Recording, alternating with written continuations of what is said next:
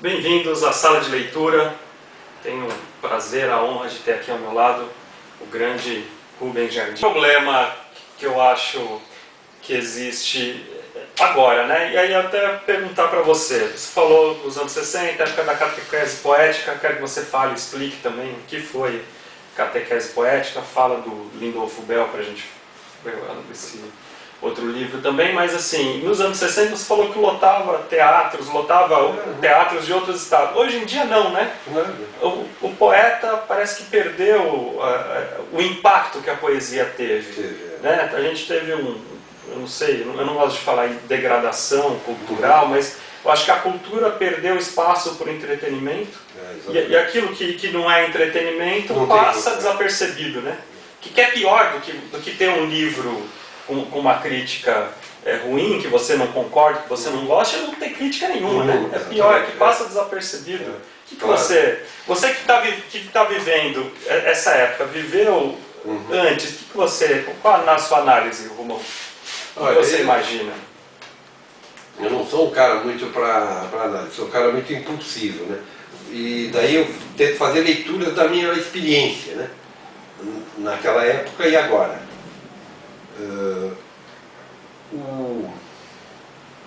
Entender as chaves dessa questão, eu acho que você tocou claramente no que é, no meu ponto de vista, essencial, básico. O entretenimento está já há muito tempo. A velocidade, essa coisa que faz você matar um leão por dia e não adiantar, né? Não adianta absolutamente nada. E nada adianta absolutamente nada. Você tem um volume de informação que é absolutamente dispensável, mas que te ocupa, que te bombardeia na rua, andando na rua, em casa, a TV, a internet. Agora pelo celular. Celular. E isso aí, para mim, é impressionante. Talvez porque eu tenha resistência a essa coisa da convergência do celular.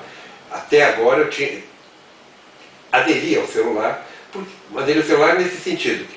É apenas um objeto que eu faço ligações e recebo ligações telefônicas. Então o seu celular é o que o português chama de telemóvel ainda, né? Ainda é isso. Não é esse microcomputador. Essa coisa que converge com internet, com Facebook, com tudo, não. Agora, daí eu tomo ônibus, metrô, etc. As pessoas estão envolvidas, todas, é um volume de pessoas entretidas com esse iPhone, como é que é? iPhone? Smartphone, né? Smartphone, o iPhone esse que é tudo. Né? É muito maluco. E isso me deixa um pouco assustado, no sentido dessa coisa mais animal. Né? Eu me sinto mais animal no sentido mesmo da espécie humana. Eu me sinto mais filiado à espécie humana, de fato, na sua animalidade, na sua instintividade, porque eu quero saber sempre, eu quero me situar, me contextualizar. O meu olhar é uma coisa que eu pego através do olhar, eu me situo onde está o quê, tarará, e estou lá, né? E as pessoas estão tão distraídas, né? Com aquele negócio, elas não sabem em que espaço elas estão, entendeu? E é engraçado, assustador. E você falou do olhar, né? E é engraçado que as pessoas usam também o celular como o olhar mediado, né? Elas não olham mais. A gente vê em show, as pessoas estão olhando para o palco, mas está através da tela do... Registrando. E é uma coisa que as pessoas brincavam muito. Por exemplo, em viagens para a Europa, eu lembro da gente. A primeira vez que a gente foi, ou alguma outra vez, os japoneses com essa coisa de registro, de imagem, com máquinas fotográficas.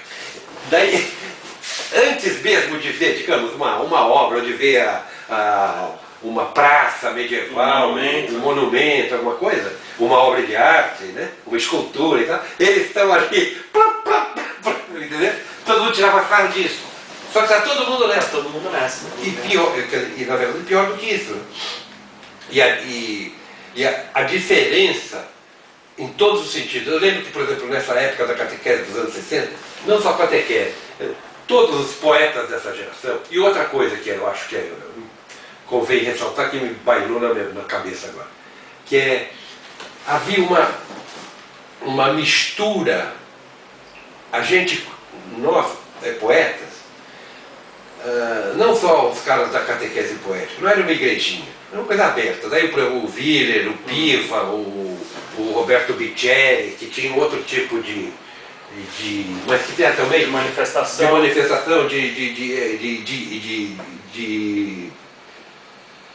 de inspiração. Eles eram inspirados pelo movimento beat, etc. E nós éramos por outra coisa. O Álvaro Alves de Faria também. Sermão do Viaduto. Sermão do Viaduto, o Carlos Sulier, o Carlos Filipe Moisés. Mas e tudo acontecendo ao mesmo tempo. Mas todos nós também tínhamos como saída, dentro da ditadura, etc., essa coisa de dizer, da leitura pública de poema, que era uma escapatória para você fazer valer e ser ouvido. E só que a gente era ouvido por muita gente. Agora, outra coisa era a convivência entre o pessoal que fazia poesia, o pessoal que fazia. Tudo bem, estava todo mundo também começando, né? Mas eu lembro de pessoas que se tornaram notáveis, então, atores de teatro, cineastas. Eu lembro do Rogério Sganzella. Ele escrevia, ele fazia no Jornal da Tarde, fazia crítica de cinema no Jornal da Tarde, né? E a gente participava junto, reunia, ficava bebendo, conversando até altas horas, etc., na Galeria Metrópole, no Barroquinho, em diferentes lugares. Outros, vários cineastas, escritores, etc., de outras áreas, a gente convivia democraticamente na boa. Com o tempo essa coisa foi se esgarçando, cada um tomando o seu rumo e tal, e criando a sua trilha, o seu caminho.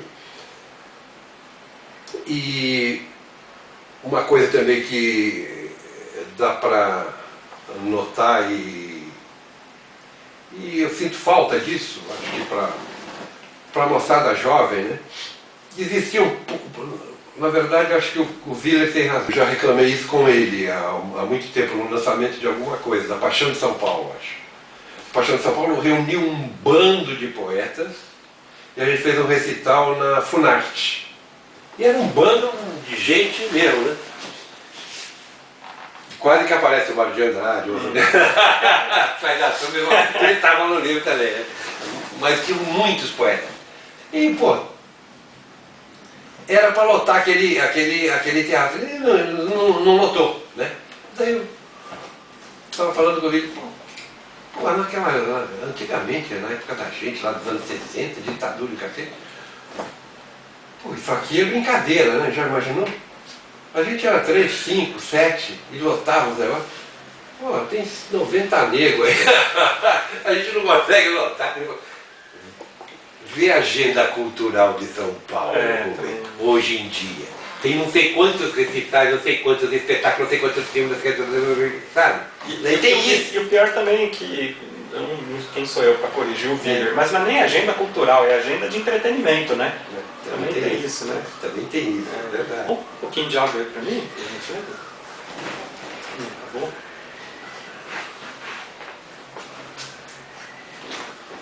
Quer mais água? Obrigado. Mas eu costumo dizer que o verso, como o Drummond de Andrade, né? O verso é a minha cachaça, o verso é a minha consolação. Daí você não para. Pode encontrar todo tipo de obstáculo, de dificuldade. E daí vai fazendo, vai tocando para frente, não para de escrever. E as dificuldades vão se apresentando cada vez de um modo, cada vez de um jeito. A gente vai se articulando cada vez de um modo, cada vez de um jeito. Só que não abandona esse vício desgraçado. Mas uma coisa que me toca bastante, e eu percebo isso, principalmente quando eu estou com você, que você talvez seja a pessoa mais generosa que eu conheço. Eu não sei quem está em casa aí percebeu a quantidade de nomes que o Rubão falou, né? Por isso que eu fiquei insistindo para se manter na história dele, porque daqui a pouco ele começa a falar de um monte de gente e não vai falar sobre ele. Mas principalmente quando estou com você eu me atento sobre essa questão. Hoje, lançar um livro é muito fácil, né? É muito fácil, e ainda bem, né, que seja muito fácil, inúmeras editoras pequenas, só que ao mesmo tempo essa facilidade torna uma dificuldade. né? Porque aí a gente tem os problemas que a gente já falou, né? Distribuição, né? Lançamento, as vendas baixas e tal. Mas a gente também, agora, hoje em dia, o poeta que tem essa facilidade, né? A gente está atento aos vários lançamentos acontecendo, mas ainda é difícil, né? Assim, a gente vê, por exemplo, uma continha besta, assim. A gente faz um lançamento com 100, 200 livros, que eu conheço 200 poetas. Se cada poeta que eu conhecesse comprasse um livro, mas isso não ocorre. Né? Os poetas mesmo vão pouco, se frequentam um pouco, né? Compram um pouco. Por que isso? Olha, o que você acha? Eu já escrevi a respeito disso há muito tempo no mural do meu blog, onde meu blog está pendurado, que é Recanto de Letras, né? No mural do Recanto, eu escrevi há muito tempo atrás esse tipo de coisa. Só para você ter uma ideia, hoje, nesse Recanto de Letras, que é um guarda-chuvão, onde você se pendura lá, onde você se abriga teus escritos, etc., e se comunica, né? Muito bem, ali tem quase 2 milhões de poemas. As pessoas acham que são poemas, mas tudo bem. É direito de cada um achar. Né? Quem falou? Um grande mestre falou isso, né?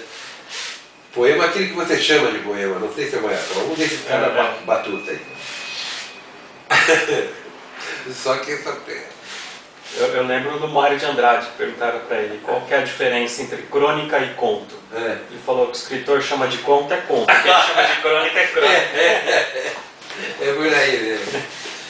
E imagine, num espaço, quer dizer, você tem, nesse Recanto de Letras, tem gente abessa, porque isso aí são poemas. Daí tem 500 mil não sei o que, entendeu? Crônica. Tem acróstico. Eu também estou lá. E dá para ver a quantidade de visualização, né? Quantas pessoas viram. Acróstico, tem uma variedade gigante. Então, se você, no mural, né, eu escrevi no mural esse tipo de coisa. Sabe? Poesia não vende, isso aí desde não sei quando, né? Tem até o Paulo Leminski que fala uma coisa que eu acho maravilhosa. É maravilhosa. Que ainda bem que poesia não vende. Porque assim, poesia é como amor, nunca vai se transformar em mercadoria. Isso eu acho que é uma visão muito original e que é surpreendente e ao mesmo tempo, né, é uma intuição poética tão legítima, me sequestra esse pensamento essa palavra do Leminski, né, para uma dimensão até de felicidade de não vender. Mas é contraditório, né? Totalmente. Porque o livro do Paulo Leminski, pela Companhia das Letras, foi um dos mais vendidos, né? Aquele laranjinho, capa bonita. Né? Mas o que eu acho, na verdade, foi ótimo você colocar isso aí, do êxito, do sucesso do Leminski com esse livro, que é a obra reunida dele e tal. Teve um trabalho, né, de divulgação, de promoção, etc., inacreditável. E daí, claro, ele até encabeçou a lista dos mais vendidos. Né? Isso é fantástico. Por quê? A poesia, a boa poesia, ou nem digamos assim, qualquer poesia, na verdade eu generalizo o seguinte, pode ser uma merda. Não é o caso de Leminski, que é um cara que todos nós respeitamos e curtimos, e tem um trabalho instigante, estimulante e muito importante na poesia brasileira. Agora, se for qualquer um que mereça esse tratamento de marketing, de investimento, etc., de espaço e tal, vende pra cacete, porque a nossa sociedade o que é? Eu estava fazendo uma crítica hoje o Museu do Amanhã. É um museu que não tem acervo, eu li só, que não tem coleção, né? Agora, é um museu das sensações, do espetáculo, espetáculo da tecnologia. Porra, em um ano ele suplantou Miss MASP de São Paulo e Museu do Rio. Manja! Brincadeira, né? É brincadeira, meu. Por quê? Essa coisa é marketing, é jogada de sensações. Então, se jogar isso, eu acho que... Mas tem um grande amigo meu que você conheceu, o César Magalhães Borges, que ele fala também que as editoras são incompetentes para vender poesia, porque nos dias de hoje é maravilhoso, né? Você está esperando o ônibus, dá tempo de você ler um poema, o ônibus vem, você fecha, abre de novo. Então essa vida agitada, o livro de poema é maravilhoso, porque você não tem aquele compromisso de ler capítulos longos. Então há uma incompetência também. Então, não é tão recente assim, tem alguns anos. Esse poema que eu vou ler agora, ele tem uma historinha. Ele é um poema antigo que deve ter uns 20 anos, imagino. E ele nasceu a partir de uma leitura, de uma tradução que o Ezra Pound havia feito de um trecho da Odisseia do Homero. E esse poema do Pound, literalmente,